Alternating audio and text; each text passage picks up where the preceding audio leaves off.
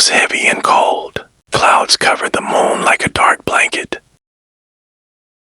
Somewhere deep in that forest, something ancient and hungry waited. 10 kilometers from the village lay a narrow dirt trail known as the Cursed Path. The villagers warned everyone to stay away from it after sunset. They said something roamed there, a creature not born of man or beast, the Wendigo. Arav, a 22-year-old college student, had come to his grandmother's village for his summer break.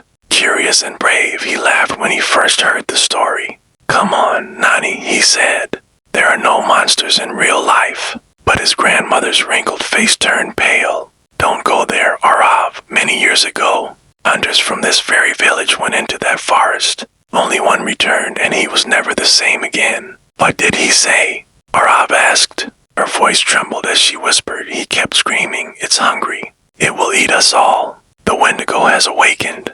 That night, Arav couldn't sleep. The story haunted him. The next morning, armed with a flashlight, a camera, and his phone, he decided to see the truth for himself. As he entered the forest, an unnatural chill wrapped around him.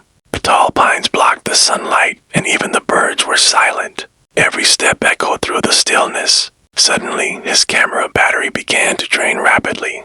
His phone signal vanished. "Strange," he muttered.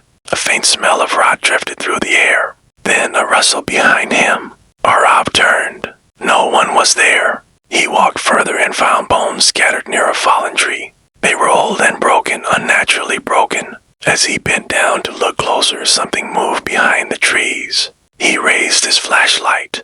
For a split second, he saw a tall, skeletal figure with antlers. His heart froze. When he blinked, it was gone. Probably just a shadow, he whispered to himself. But the air had turned heavier, colder. A moment later, a scream pierced the silence, a woman's scream. Faint but desperate. "Help me!" Arav ran toward the sound. He came upon an old wooden hut, half collapsed and hidden among the trees.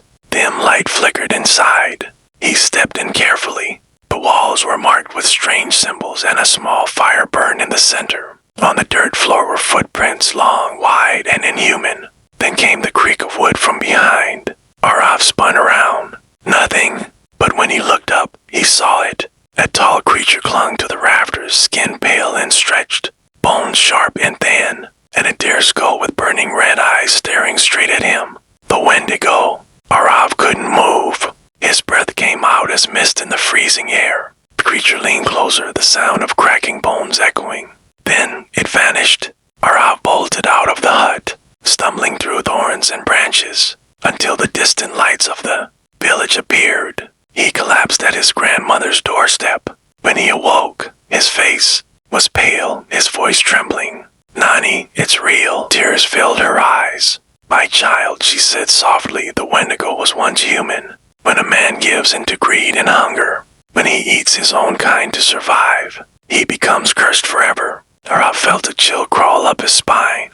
"If it was once human," he whispered, "then who was it?" He looked toward the forest. The darkness beyond seemed to call his name.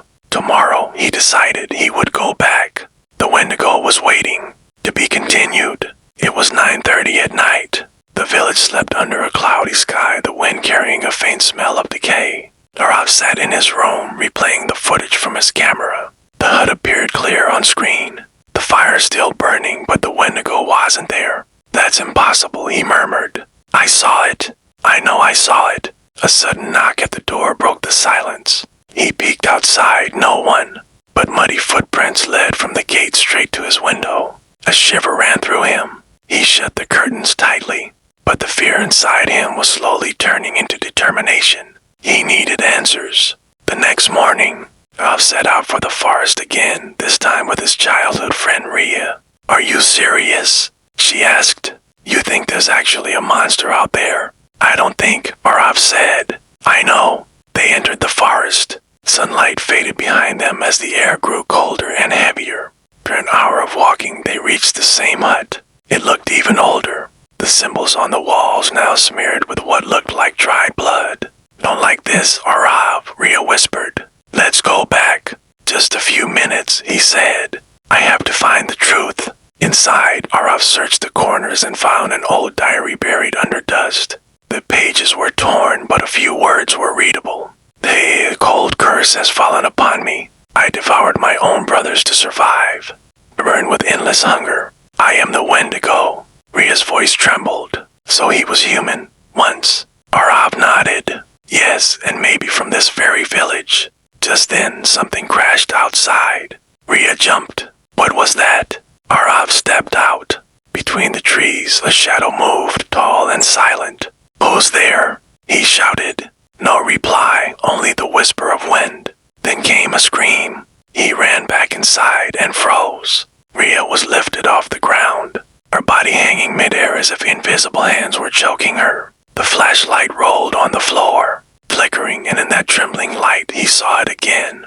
The Wendigo. Its body was skeletal, its breath white with frost, and its eyes burned like coals. Rhea dropped to the ground, unconscious. Arav backed away in horror. The creature tilted its head, curious, almost human. Who are you? Arav whispered. The Wendigo's voice cracked through the air like frozen wood breaking. I am the one this village abandoned. I starved, I ate, and now I hunger forever. Arav realized it was the lost hunter from the stories, the man who had eaten his friends to survive. He grabbed Rhea and ran. The trees swayed violently and shadows twisted everywhere. They stumbled upon an ancient temple half buried in moss and stone. They rushed inside and shut the door. Rhea opened her eyes slowly. What was that thing? Arav scanned the walls. Ancient carvings covered them. An inscription caught his eye. To destroy the hunger, offer the cursed soul to fire. Fire, Arav whispered. That's the only way. He gathered dry wood and lit it with his lighter. The moment the flames rose, the temple door burst open. The Wendigo stepped in, its antlers scraping the ceiling, its eyes glowing brighter than before. Arav drew the burning torch. The flames caught its fur and spread fast. The Wendigo screamed, a terrible sound that shook the forest. Its body twisted in agony as the fire consumed it. Arav and Rhea ran outside, collapsing under the rising dawn. Behind them, the forest burned faintly and the Wendigo's voice faded into the smoke. The next morning, the village awoke to sunlight for the first time in weeks. Arav and Rhea returned home.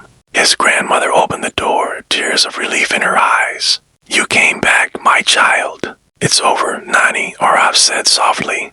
The Wendigo is gone. She shook her head slowly. No, my son. The Wendigo lives inside every man who lets greed and hunger rule his soul.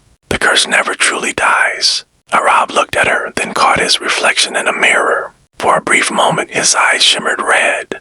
The camera zooms out slowly past the village, into the forest where ashes still drift through the air. A whisper rides on the wind.